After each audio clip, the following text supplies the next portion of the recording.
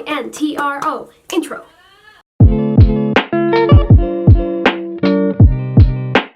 So I'm just gonna start recording on my screen here and then inserting it over here. Okay, it's recording.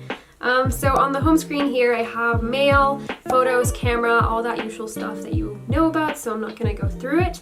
Then on the second screen, FaceTime, calculator, all that stuff again. And the first app that I'm gonna be recommending is called Companion. And it is like a safety app kind of thing. I'm just gonna tap on it. I'm gonna be blocking out my location because I'm at home right now. But you click on new trip and then you can start walking, and then once you get to your location or your destination, wherever you want to go, you hit end trip and you have people virtually walking you home kind of thing. So I usually have my dad and my mom doing that for me. So once I start a new trip, it sends them a text message saying, hey, Lena needs like a companion on her walk. Do you want to walk her? And once they say yes, it sends them to like a link or whatever so they can watch you on the map as you go. So once they hit yes, it tells you that they're watching over you, and you can see their little bubble is kind of lit up, so you know that they're watching you as you walk. It also has some really cool safeguards. I think they're over here. So yeah, if you drop your phone or if you start running or if your headphones get removed, it gives you 15 seconds to tap, hey, I'm okay, I'm actually running on purpose, or I dropped my phone and it was an accident kind of thing.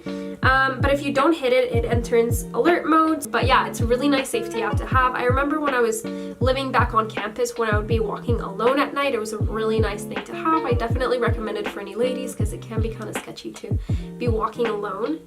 So yeah, companion app, definitely get that.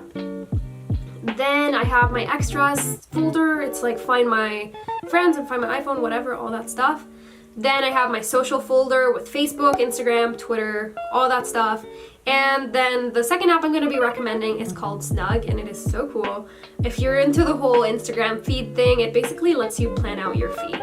So the 3 pictures that I have up here, I actually haven't posted them while I'm making this video, so you can just see what looks better. You can move them around, and then with the little plus arrow at the right, you can add more pictures and see what it would look like. So it just gives you a chance to pre-plan your feed. So it's really cool that way.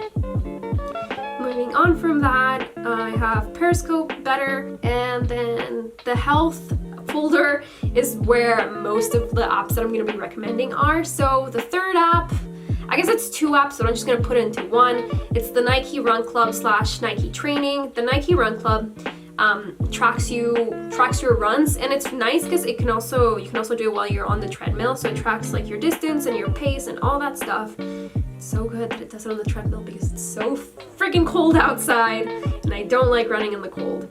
So it tracks like your kilometers, and then it gives you achievements, so it's kind of encouraging that way. Like it tells you your longest run and your fastest kilometer. I know that you can probably see that I'm very not fit by like my achievements here, but it's nice to be able to track your progress like that.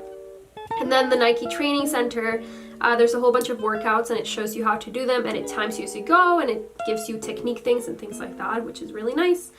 And what is nice about both of these Nike training apps is that once you go to your health app, it actually puts the data from those on here. So if you ran a kilometer or however long on the Nike Run Club, it adds it to your health app. So it kind of makes everything come together into one thing so you can track it all.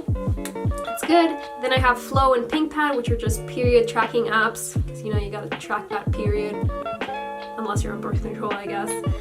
Then there's Step Out, which is the 4th something app I'm gonna be recommending.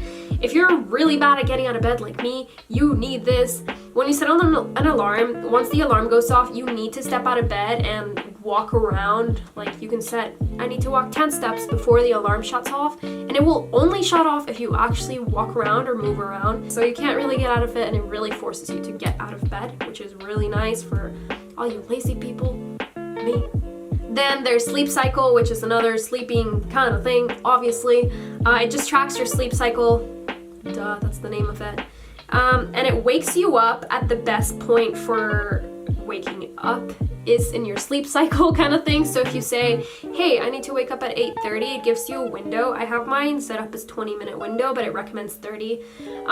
But it basically just wakes you up at the right point of your sleeping cycle so that you don't wake up as tired or as groggy, so that it doesn't wake you up during your deep sleep or whatever it's called. Moving on, I recently got Headspace. I haven't really used it, but I hear it's really good. It's like a meditation app, so I'm excited to be trying that out soon. And then I have this folder here with like pay by phone, like all that stuff, Ticketmaster. It's just like a big question mark because none of them really fit in my other folders. Music, Spotify, 8-Tracks, Shazam. Games, I have 2 Dots, which I'm really obsessed with lately. It's a good game. You should definitely try it out. And then the fifth app I'm going to be recommending is called WUNDERLIST. And you basically make to-do lists, and then once you are completed whatever, you hit like, okay, wow. And it makes you feel so productive with a little noise.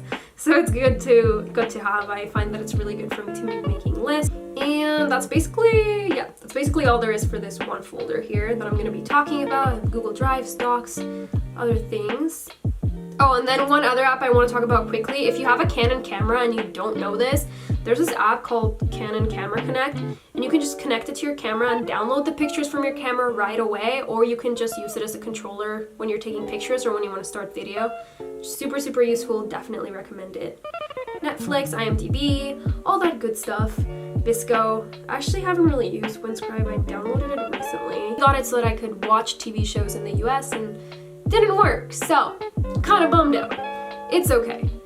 And that is basically all there is on my iPhone. On the bottom, obviously, I have Messages phone, Safari, all that easily accessible stuff. That's all there is for this video. If you did like it, make sure to give it a thumbs up and hit that subscribe button down below. And if you have any app recommendations for me, definitely leave them in the comments down below and I might go ahead and download them. But yeah, I will catch you in my next video.